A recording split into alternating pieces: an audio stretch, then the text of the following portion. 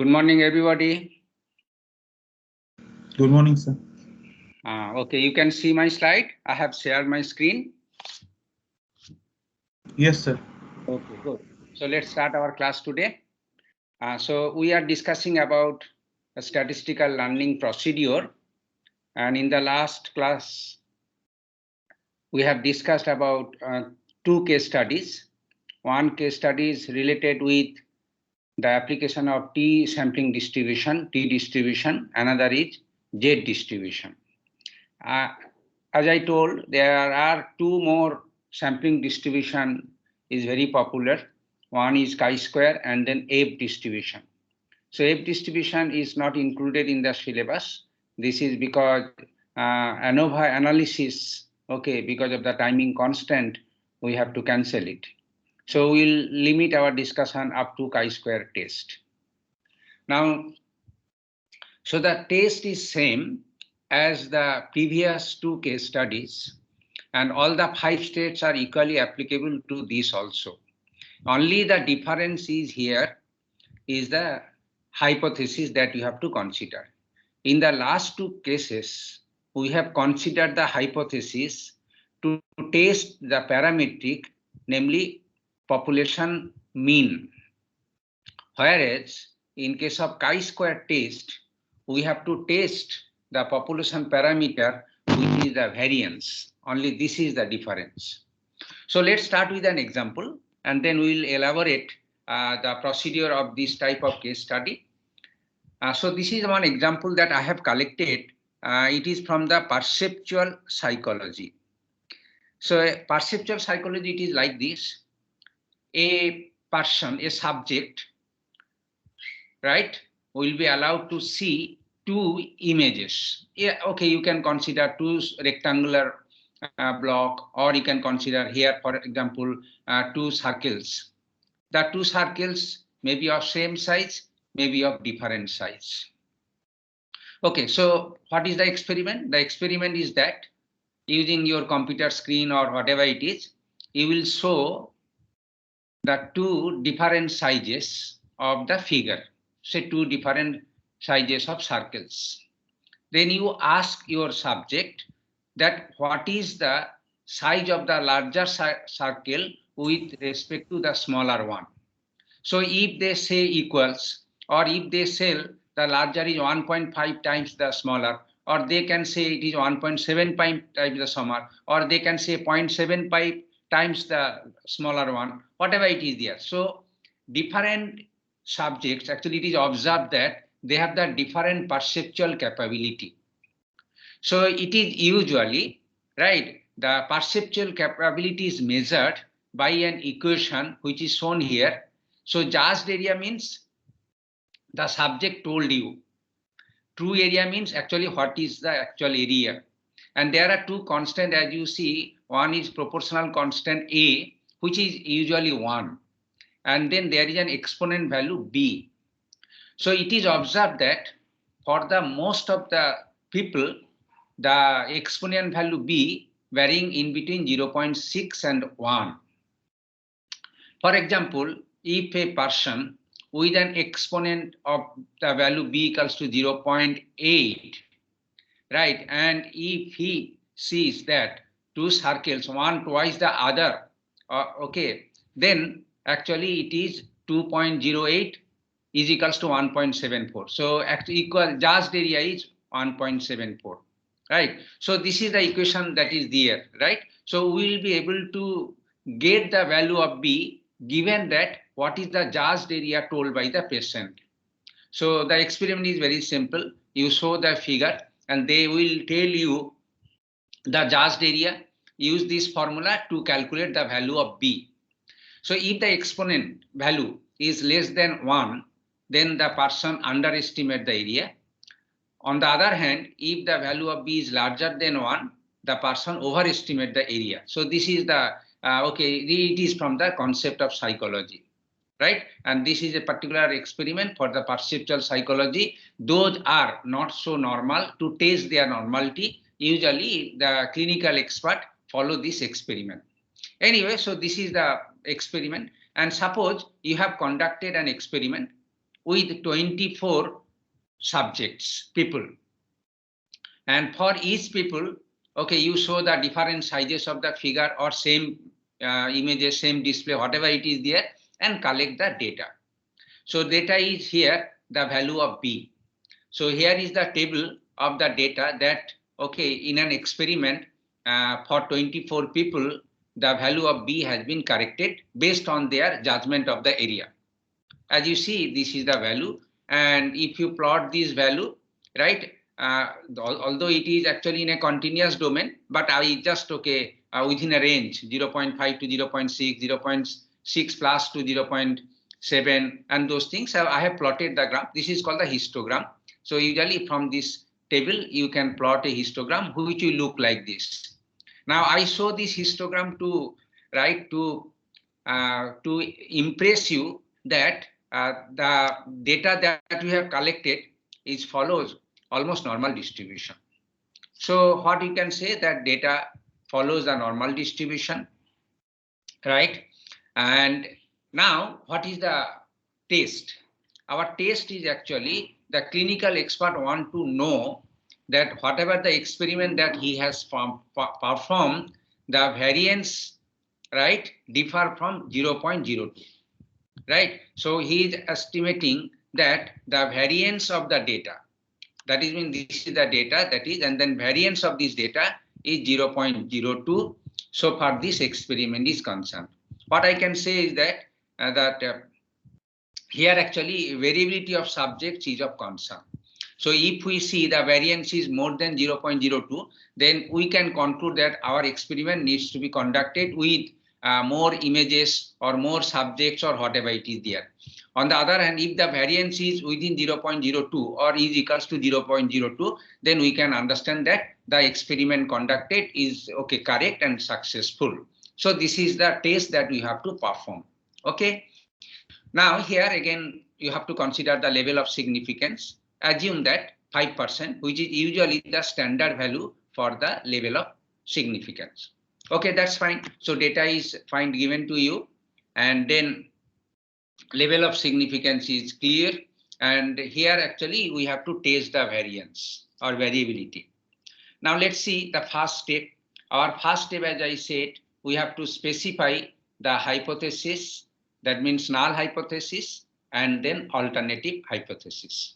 Yeah, that's fine. You have to test this variance. So in this case, unlike the other two cases, the null hypothesis is variance is equal to 0.02. So it is the hypothesis that we assume that the variability of the subject is 0.02.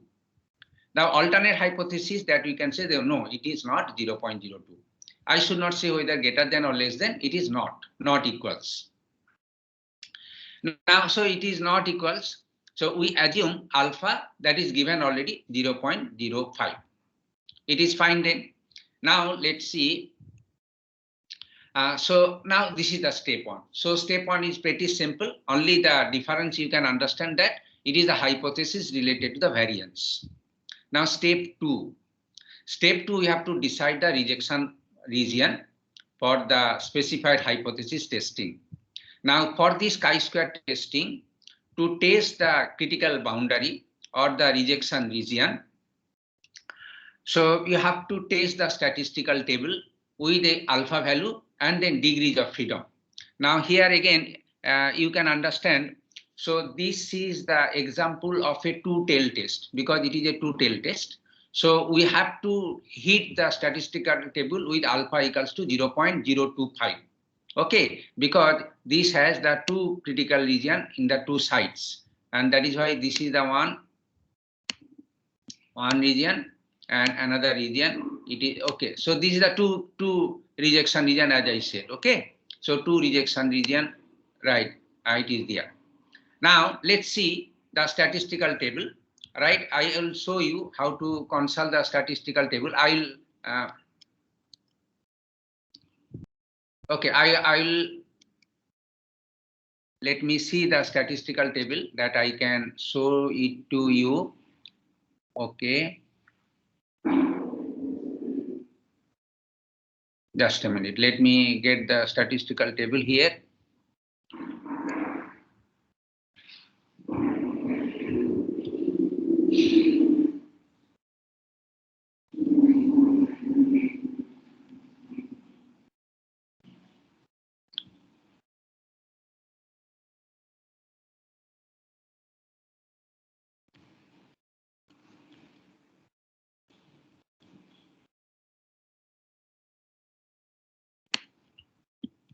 Just a minute, please. I'm finding the statistical table so that I can show you. I'll share the statistical table all of you, right? Now you're able to see the table, right? Hello? Yes, sir. Yes, sir. Yes, Okay, sir. fine. Now, so this is the normal distribution. I'll show you the chi-square distribution table that you can think about it. So this is a t distribution and this is the chi-square distribution. Now in this table, as you see, so here, right, it is actually one tail test, that is only one side, so chi-square value greater than this one. And here you see this is the row indicate degrees of freedom, and the columns indicates the alpha value. And here you see the alpha value, that is a table includes 0.995, almost 10% to here, 5%. And then there is a, okay, another is that, okay, below 5% to 0.1%, it is the table, it is there. Now we have to check that alpha value 0.025 because it is a two-tail test and degree of freedom, actually the 24 sample. So we have to hit the 23, right? So for the 23 and alpha is 0.02, it is actually 38.076. So this is the table that you can see, right? So 23, this is the 23 degrees of freedom and alpha value is 0.025. So it comes to the 38.076. That is, we can say it is 38.08. Yeah, so from the table, right, what we could find is that the critical boundary, right, to accept a test is 38.08. That means if the value based on the given data found to be greater than this 38.08, that means it is in rejection region and it has to be rejected. On the other hand, if it is less than 38.08, then we have to accept it. Now let us consult the data that is given to you and calculate the chi-square value from the data itself. Now you can see there is another difference. So in the last two case studies, we are using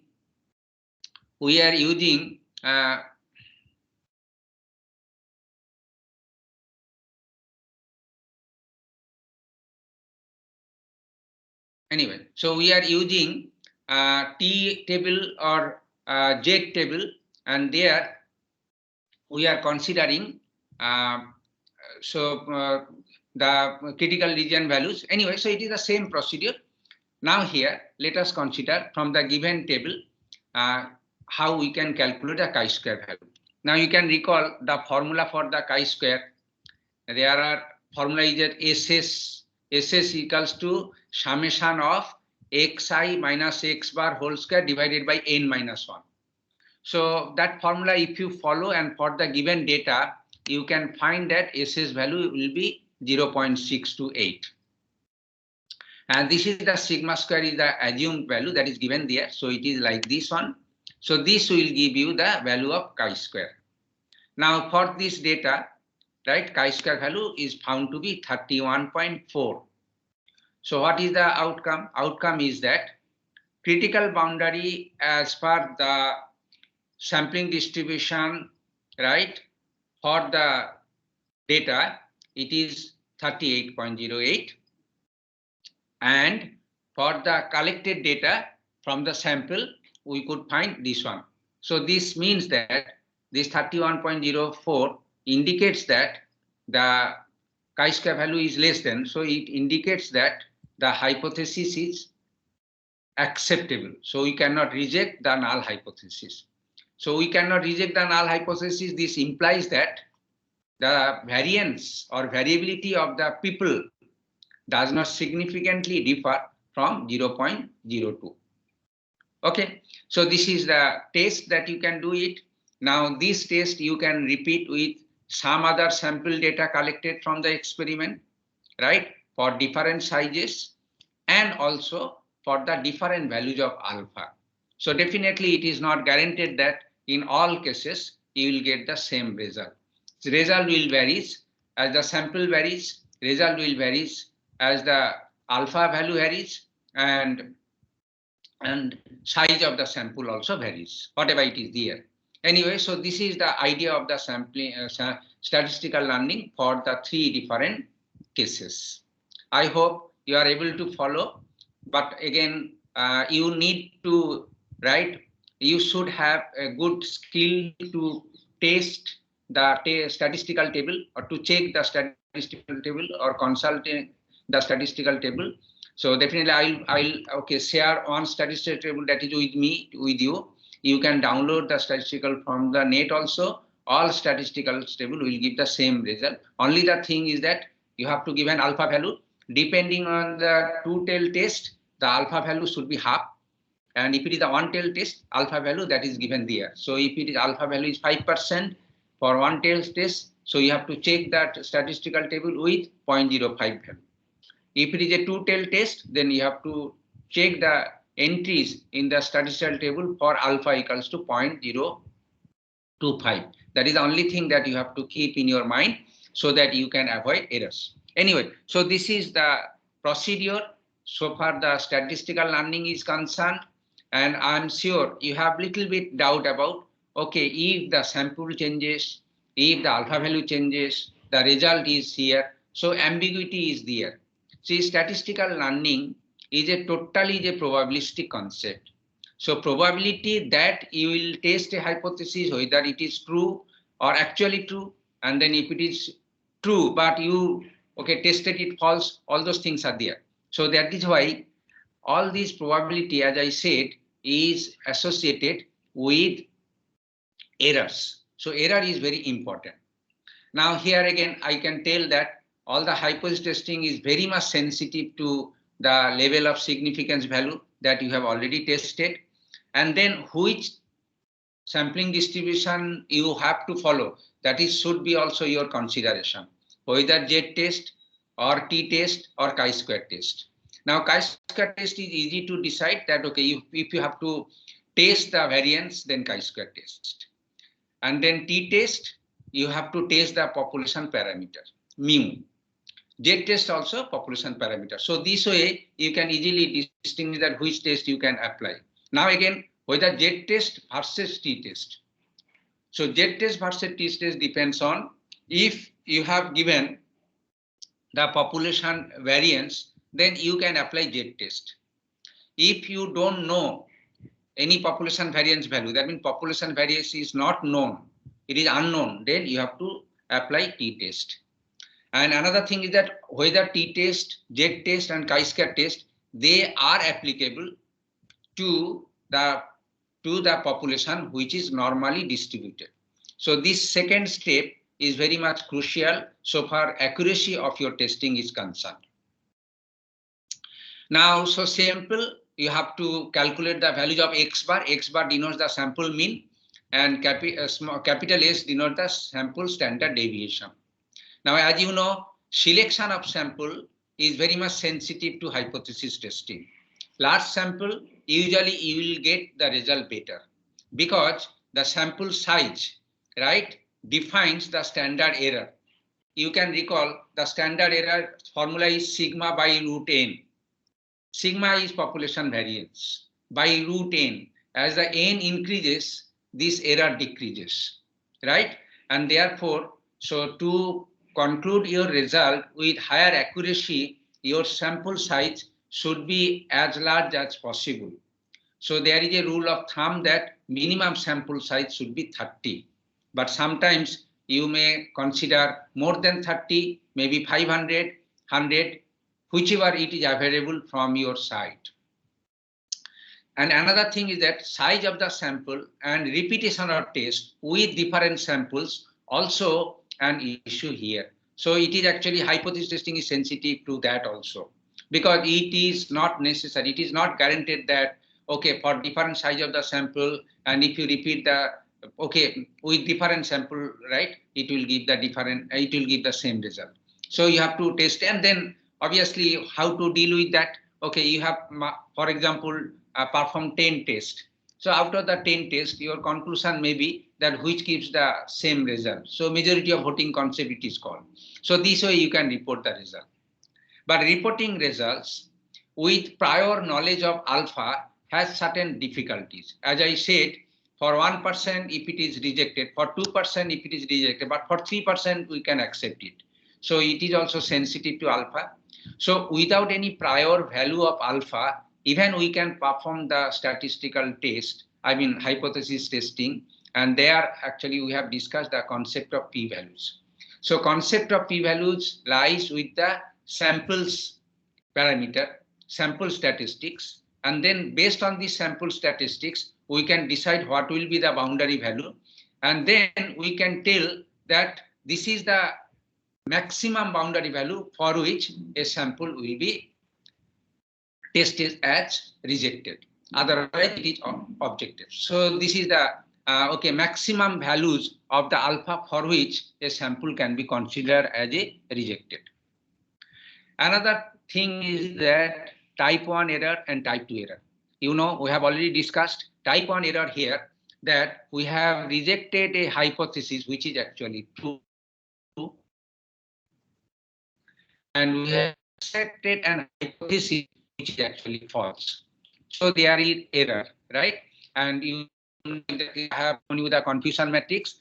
If the data is given to you, table entries are given to you, you will be easily able to calculate the percentage of type 1 error, percentage of type 2 error in the given exam. So usually we do many tests and we calculate the entries in the confusion matrix and thereby report what is the type 1 error, what is the type 2 error. So this is the confusion matrix, very popular in machine learning. Whenever we learn machine learning, that time it has a huge application. Anyway, so from the table entries of the confusion matrix of statistical testing, you will be able to calculate type 1 error, type 2 error. But this calculation is based on your experiment, right? I told you, you have to repeat the experiment with different samples or say samples of same size, but the different samples, whatever it is there. So confusion matrix can be populated. Now there are few more methods also. Theoretically, you can calculate errors. That means type 1 error and type 2 error in statistical learning. I'll give a quick tour to that how we can calculate type 1 error and type 2 error for a given test problem. So let us first consider here. This is the one test procedure. Here actually you see the null hypothesis mu is equals to 8. That means we are assuming that population mu is equals to 8. And alternate hypothesis, we assuming that mu is not equals to 8. Also, it is assumed that the population that is to be tested will follow normal distribution, and then a random sample has been collected from this population, and then size of the sample is 16, and then standard deviation is 0.2. So standard deviation of the population is given. So it is applicable to z-test actually. Anyway, so this is the test, what is called the environment that you have given, and you have to find the error. So let us first discuss about type 1 error. You know, we denote the type 1 error as alpha, which is actually the level of significance in our so far statistical testing is concerned. Now, what is the concept? Concept is that we can reject the null hypothesis if the mean value is less than 7.9 or greater than 8.1. So this is the one, what is called the threshold or the limitation or the interval that we are proposing. You can see if mu equals to a, then a minus delta and a plus delta. So in this case, the value of delta is 0.1. Okay. Now we are considering that this is the region or rejection boundary. Having this rejection boundary, let us see how we can calculate what is the type 1 error. So here alpha, as I said, that it is the probability of error, making error, type 1 error. And that is actually in the theory of probability, it can be defined that it is the probability that x bar is less than 7.9 or x bar is greater than 8.1. Because if we get a sample whose x bar is less than 7.9, then means it will be rejected. So it is rejected, but actually the mu value is 8. Similarly, if we collect another sample whose mean value found as greater than 8.1, then we should reject it. But actually the population mean is equals to 8. So given the condition that population mean is equals to 8 and getting a sample which is having mean less than 7.9 or greater than 8.1, that is actually the type 1 error in this case. Now given the standard deviation of the sample which is at 0.2 and the distribution follow normal, so we can use standard normal distribution concept. So P X bar less than 7.9 is actually P Z less than this value, 7.9 minus 8 by 0.2 root over 16. That is actually Z transformation, you can know, because we want to consult the Z and the standard normal distribution table, which is usually given, which is usually consulted. So here, so PZ, okay, after simplifies, after the calculation, it found that minus 2.0. That means we have to consult the standard normal distribution table, for which what is the probability that Z, that is the random variable value, is less than minus 2.0. From the table, you can check it. You can find that this value is 0.228. Likewise, what is the probability that the sample mean X bar is greater than 8.1? So converting into the Z form, so Pz greater than 8.1 minus 8 by 0.2 by root over 16. So it is actually again 2.0. So it is also from the standard normal distribution table, you can check that Pz greater than 2.0 is in the 0.228. They are the two value because you see they are symmetric. So what is the probability that this or this, so it is alpha, and this will found at 0.0456. That means this is the probability of type 1 error. And this probability is almost around 5%. Okay, now again you can repeat this test with little bit different values, say 7.89 and 8.01. That is also you can check it, and then you can get definitely in that case the alpha value will be different. Now you can note down the alpha value therefore depends on how much interval of your test you want to take it. If it is having larger interval, that means your acceptance region will be increased and your rejection region will decrease. On the other hand, if the delta value, that means the interval, is reduced, then acceptance region will decrease and then your rejection region will be increased. So how much liberal you are to accept a test, how much conservative you are to accept a test or reject a test, it decides the type 1 error. So type 1 error, it is right there. Now here you can ask me that, okay, sir, type 1 error is so small for this one. Yeah, it is so small. This is because the sample that we are collecting, we have the confidence about the sample, right? That means we are collecting the sample judiciously, and those are the random. If you don't collect a random sample, then definitely whatever the type 1 error that you can predict or the probability of this one may not match with. So sample collection should be a wise step in your statistical testing procedure, right? For example, in case of election analysis and to exit poll or whatever it is there, you should not collect sample from a single ward or in a village. Rather, you should collect the sample from the different villages, and therefore you can test that hypothesis. Then it is okay. It is okay. Seems to be correct. But that is why you have to put little bit cost so for the sample collection, and you know it is a sample-based testing. So definitely the sample is an issue, right? And you have to choose the right sample for your testing. Anyway, so alpha values typically it is like, okay, 5%, 2.5%, 1%, or like this one. If it is 10%, then okay, you can think that okay, your rejection region is increased. That means you are a little bit conservative. And if it is 1%, rejection region is less, that means you are a bit liberal. So you can test it and then whatever it is there. So I said that, okay, 5% is a standard procedure usually adopted by many statistical analyzers in their experiment. Now, so this is the type 1 error calculation, alpha, and then let's consider again calculation of beta, that is the type 2 error. Now, beta calculation is not so straightforward as the type 1 error calculation or alpha value calculation. Beta calculation is a bit tedious. Now, I just want to choose one more example so that you can understand how the type 2 error can be calculated. You can recall I gave one example while I was discussing about how to decide the hypothesis, 2 boxes example with balls or even chocolate. So here, for example, box 1 contains 60 red and 40 black chocolates. whereas box B contains 40 red and 60 black chocolates. Now all the two boxes looks identical. One box is placed on the table, and we are to test the hypothesis that box B is on the table. That's okay. You can recall the experiment that I have told you. And there also I told you that, okay, how to decide the null hypothesis, the alternate hypothesis.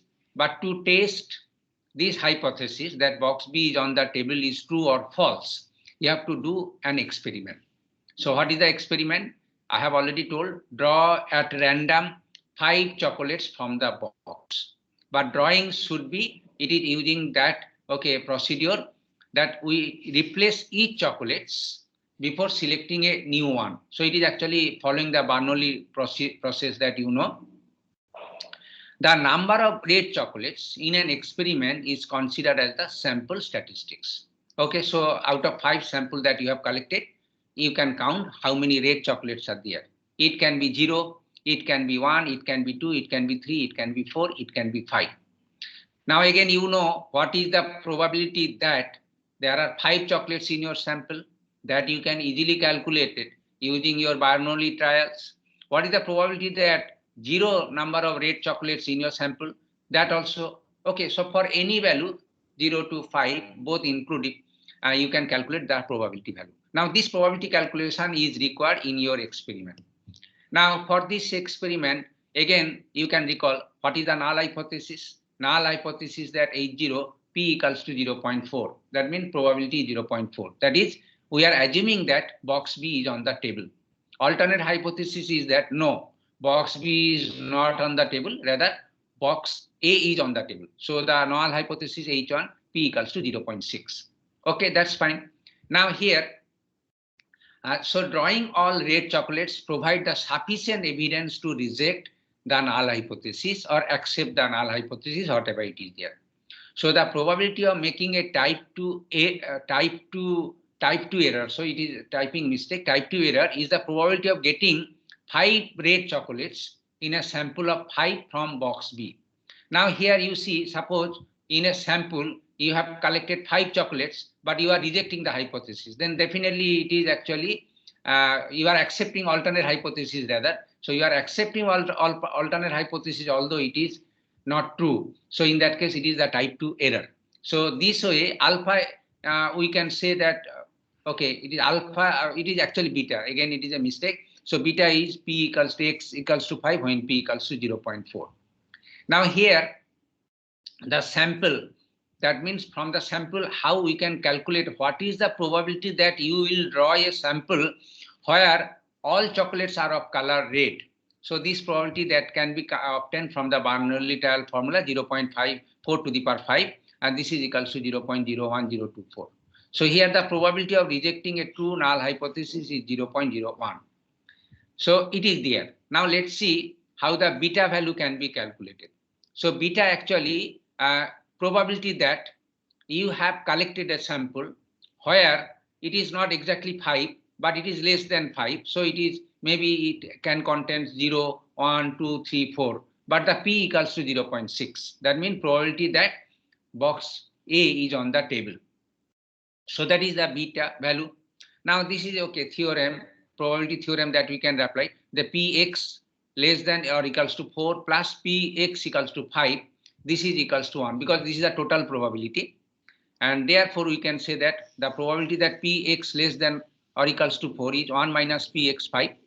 And already we have calculated Px5 equals to 0.65. And so beta equals to 1 minus 0.65. And this found to be 1 minus 0.0776. That is equals to 0.9224. Now this is the value of the type 2 error probability, 92%.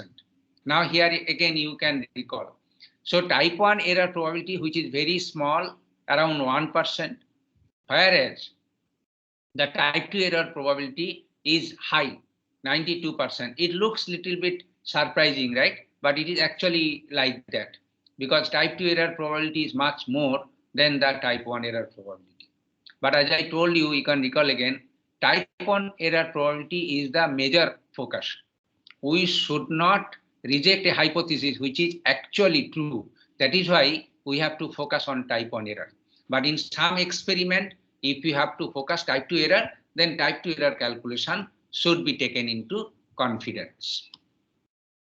Okay, so this is the idea. Yes, please. So can you go back to the slide 97? Yes. So you said something about something is wrong, beta, it's not alpha. Yeah. So which Yes, one please. is? No. Here actually, okay. Here, if I change, so P, okay, that is fine. That is fine. That is, you are right. Say, okay, you tell Px equals to 5. What is the meaning of that? The meaning is that you have collected a sample. So it should be X bar, right? Okay, so X bar, you have collected a sample where sample of 5 chocolates, where all samples are of red color, right? That means it is a 5 chocolates are of red color, and P equals to 0.4. That means you are assuming that box B is on the table, right? So here alpha, okay, if we say alpha, alpha is the type 1 error probability. What is the type 1 error probability? Type 1 error probability is that P, the probability that we reject the hypothesis although it is true. So here alpha is actually type 1 error probability, because if say you draw a sample X equals to 5 and when the box B is on the table, but you are rejecting this hypothesis. So it is true and rejecting. So it is okay. It is a type 1 error actually. So okay, no, it is not wrong. It is correct actually. Sorry. So it is a type 1 error. Alpha is type 1 error. I repeat it again. Alpha is type 1 error. That means you have collected a sample. Your sample consists of 5 red chocolates and box B is on the table, but you are rejecting this hypothesis. That means the hypothesis is true, but you are rejecting. So this is the extreme value of alpha that can be. This is an extreme value of alpha that can be. Yeah. So there is no error. It is actually type 1 error. Right. Is okay? Yes, sir. Yes, sir. Yes. Yeah. So I just made a little bit confusing statement. Anyway, so sorry. And so this is the type 1 error, and this is the type 2 error calculation. As I said, you are using the same procedure. Now, okay, I'm almost at the end of my discussion. This is the last topic that I'm going to discuss, but it is a very important topic actually. Now, I told you that so far hypothesis testing is concerned, there are 2 methods. One method using the distribution table and 5-step method. But it is actually, there are certain confusion or that ambiguity that you have already faced regarding the values of alpha and then whether it is correct or not, whatever it is there. But one more limitations. So far the previous method is that the previous method provides you a subjective estimation or is a subjective test. What is the subjective state? You consider a statement and you say that whether the statement is true or the statement is false. Right? So this is called the subjective statement. In contrast to subjective statement, if we are interested to know, okay, say suppose population mean is equals to mu, 8, that is fine. But if I say population mu is not equals to 8, then what is the likely value of mu should be? That will be more interesting than we can telling that population value is not equals to 8. So here, that is actually a quantitative estimation. And now this quantitative estimation in hypothesis testing, it is called the estimation with confidence interval. Now let us learn about what is the concept of confidence interval. So whatever the testing procedure that we have already discussed, this provide subjective estimation so far the population parameter estimation is concerned. Instead of, we may be more interesting to know that if mean equals to, for example, true or false. So that is actually the subjective estimation. If it is mean equals to 50 not true or if it is not false, whatever it be, then what should be the range of values of mean that we can learn, or we can conclude, or we can infer. So such a thing, it is called the quantitative estimation. The quantitative estimation, simply it is called the estimation, and subjective estimation, it is simply called the hypothesis testing. Now I'm going to discuss about what is the estimation concept that we can use it. I've already told you there are two types of estimations actually. One is that single point estimate. So single point estimate means, for example, if you assume that null hypothesis H0, that mu equals to 8. So it is a single point estimate, because here sample mean is a single point estimate to compare the population mean. And as obvious that this may vary from one sample to another. That means if I say given a sample and its mu value is 7.8, and therefore if we say that mean population mean is 7.8. On the other hand, if you collect another sample which gives 8.5, and then based on this sample mean, if you estimate that population mean is 8.5, then it is called the single point estimate. So using a sample, and if you estimate the population parameter, then it is called the single point estimate. And such an estimate, as it varies from one sample to another, so the guarantee of the accuracy is 0. So that is why this is called the zero probability of being correct. And as it is zero probability, so this method of single point estimation is not reliable and also not robust. As an alternative to the single point estimate, there is an idea about interval estimate. What is the estimate? So it is actually the estimating the population parameter within a certain range of values. Here, for example, let us estimate the value of mu within 20 to 22. So this is a good one observation. It is not the zero probability, because if you consider different samples, so and if it is lying within 20 to 22, then you can call that a population mean is like within this one. So it is, as it is non-zero probability, this method is reliable and robust. And this is another alternative method to the statistical learning, where you have to estimate a population statistics using an interval. So this method is popularly known as confidence interval method.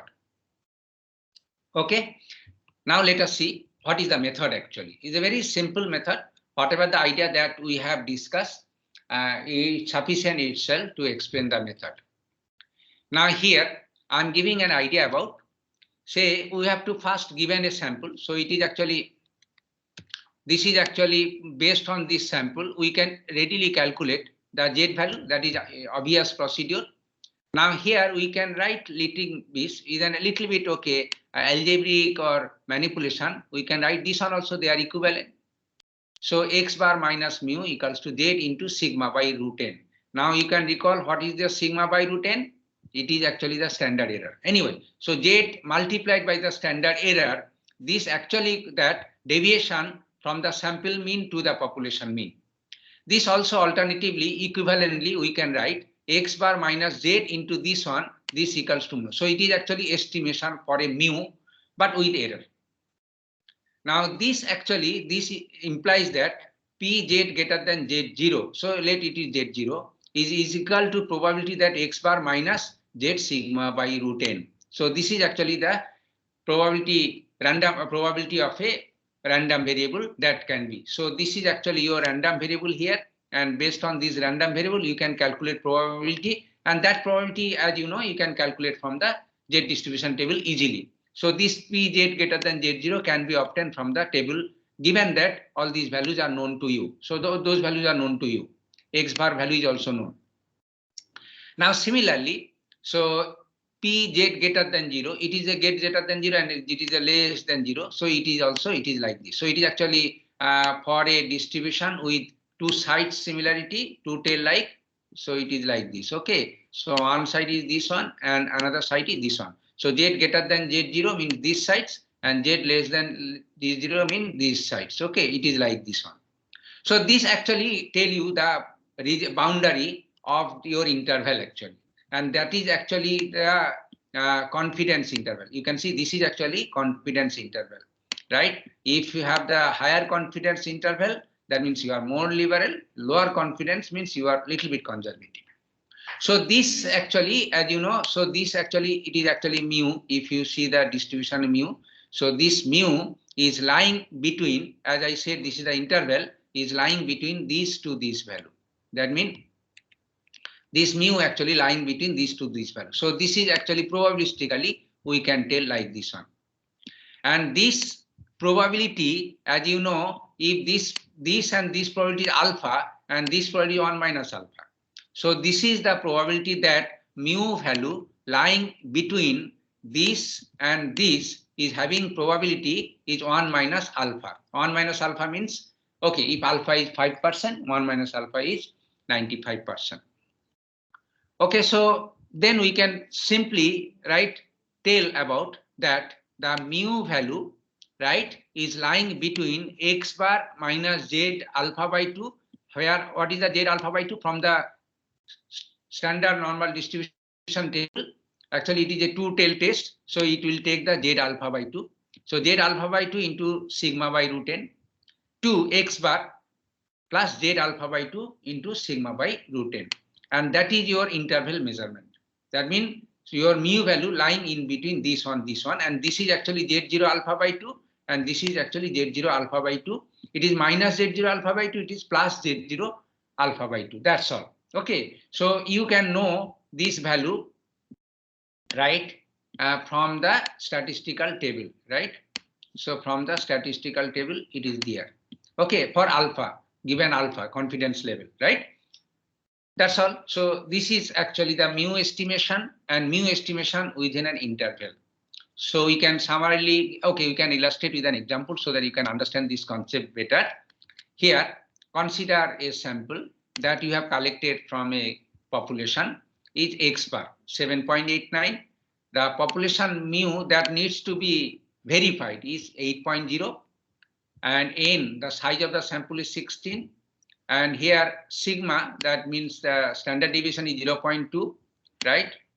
And alpha is considered as 5%. Okay, consider that it is a two-test table. So we can take alpha z for alpha by 2, that means 0.025. And from the statistical table for this z, we can find that it is 1.96. Given these values of all these things, you can put it, z can be on 1.96. So what is the probability that z will be greater than, right, z0? Z0 means this value is 1.96. As it is a two-tail test, so you should take the half of this value because that will be my interval limit. So it is 0.098. If it is a one-tail test, then it will remain same, 1.96. Anyway, so the confidence interval is therefore 7.89 plus minus 0.098. And this is a confidence interval measurement with 95% confidence, that is accuracy, right? So we are 95% confident that the population mean varies in between 7.792 to 7.988.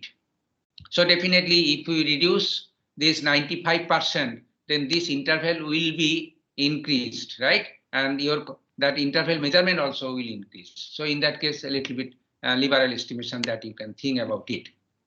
So here, this term is very important. This term is significant, right? This term is governed by the value of z alpha. This value again is from the table and that decided by the confidence level. And sigma by root n, it is actually from the sample. And if you have some error in your sample, then that will actually influence the result. That is why this is called the error estimation, or it is called the maximum error or error margin. So the confidence interval estimate is therefore, this is from the observed sample statistics plus minus, this is the maximum error or error margin. So that is the idea, it is there. So essentially you have to calculate an error margin, and then with this error margin, you can report the result of the confidence interval estimation. So that is the procedure. I hope you have understood it. And Sir? I will give you few more problems so that you can practice. It will give more edges on your learning. Yes, please. Sir, in alpha by 2, you said take the value of z at 0.05 degrees of freedom 15, then it will give 1.96. What will happen if we take alpha as 0.025 and take degrees of freedom 15 and check the value? Will it the same? Actually, I'm telling you, whenever you check the statistical table, Z table, right? The Z table entry, always it is like this. I'm telling you, you have to be a little bit careful about it. Okay, if I understand your question correctly, then it's okay, right? There are two type of Z table usually given in the book. I'll show you the table that I have used again. One table say it is P, that is very important. P Z 1 greater than Z0.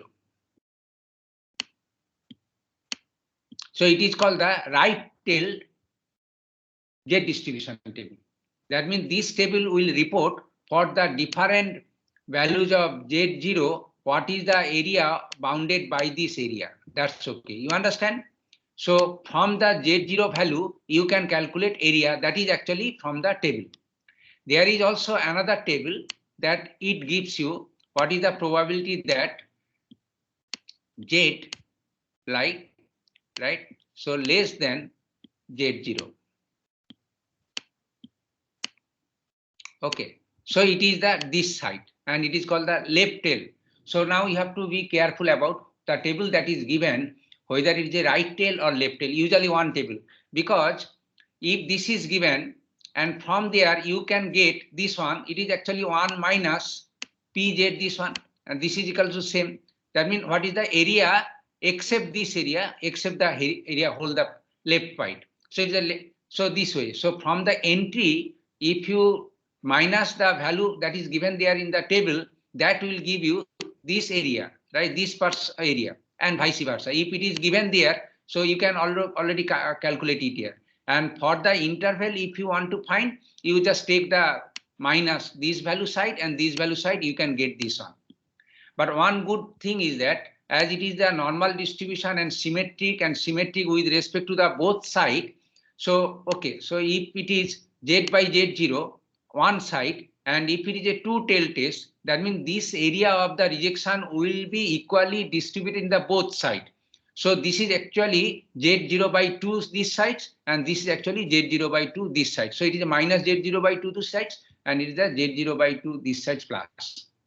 Okay, now here, so here actually my Z0 value that I can got from the sample with, I'm not considering alpha at the moment, you see, I'm not considering, I'll consider later on.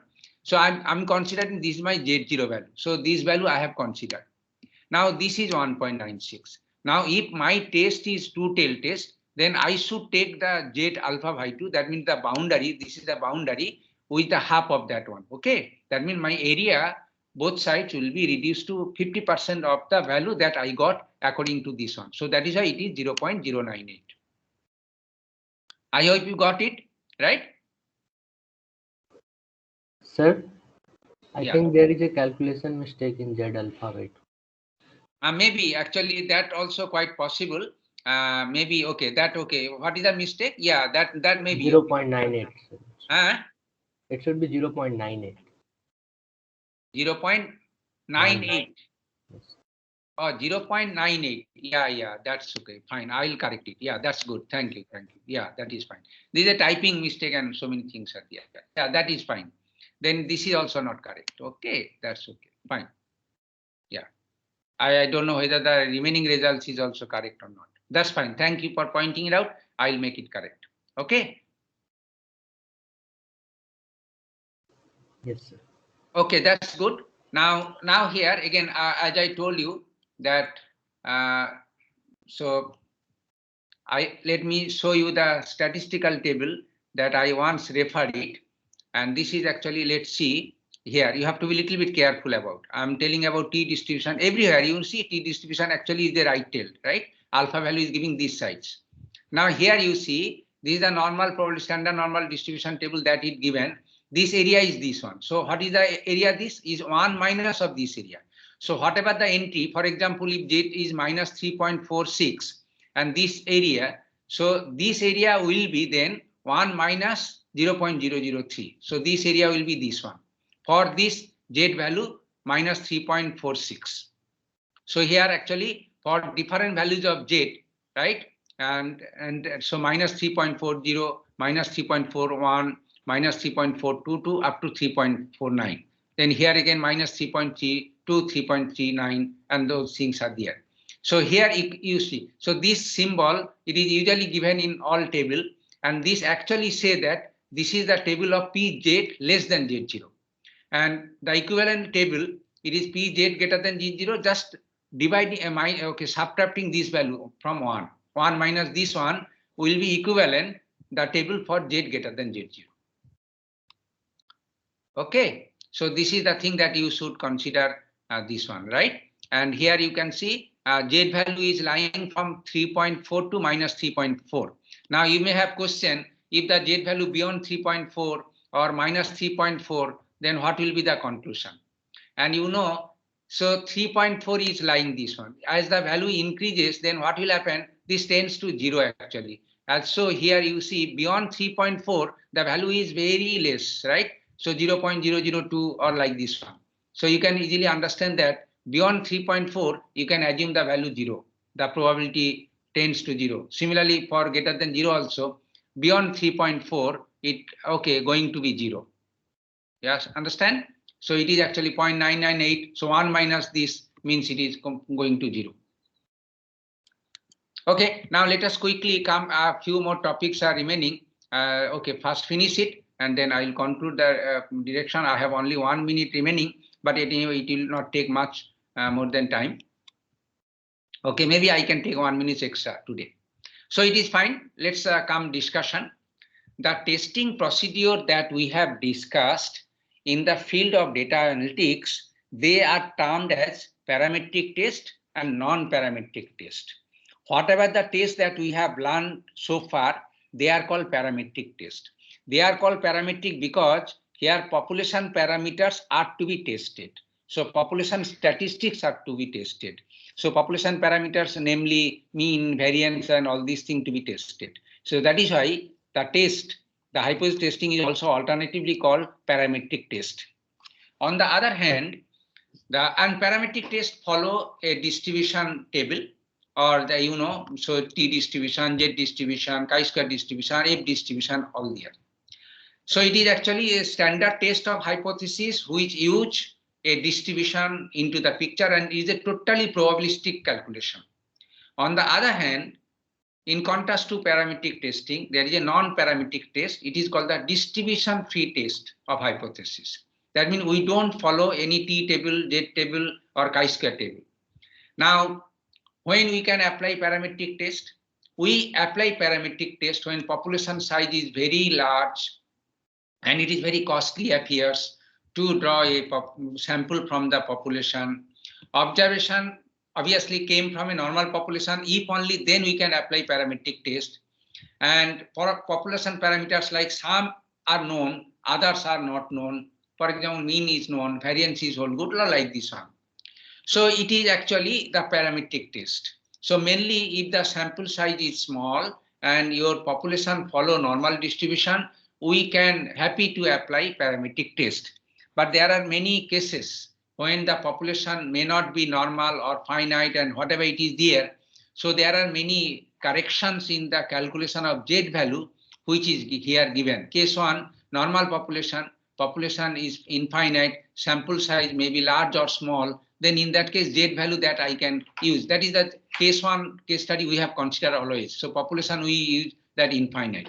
But if the population is not infinite, but they follow normal distribution, then it is the revised version of this, where n is the size of the population and small n is the size of the sample.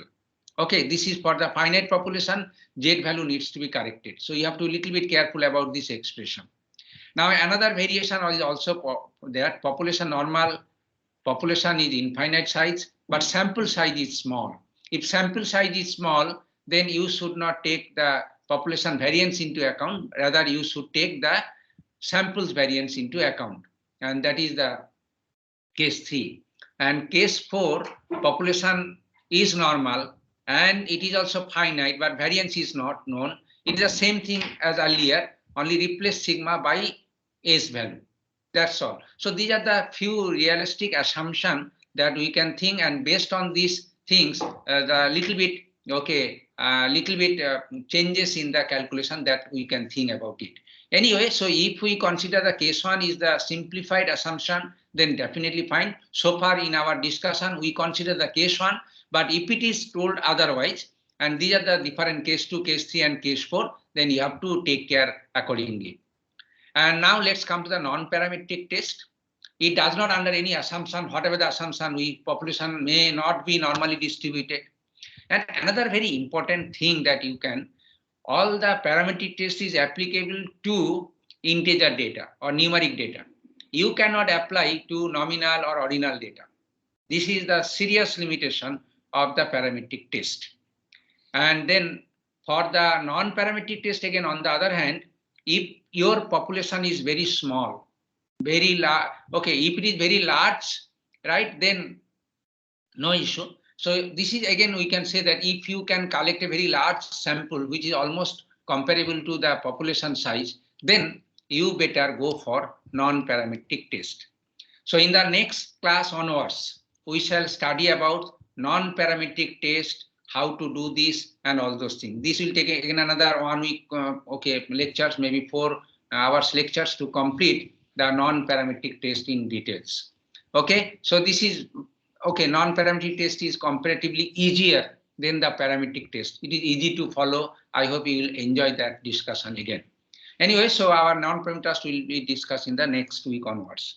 Okay, thank you very much. Thank you for your attention. You are attentively listening to my lectures. Thank you very much. Now, if you have any question, please let me know your question, if any, so that we can take few quick questions because time is a bit short today.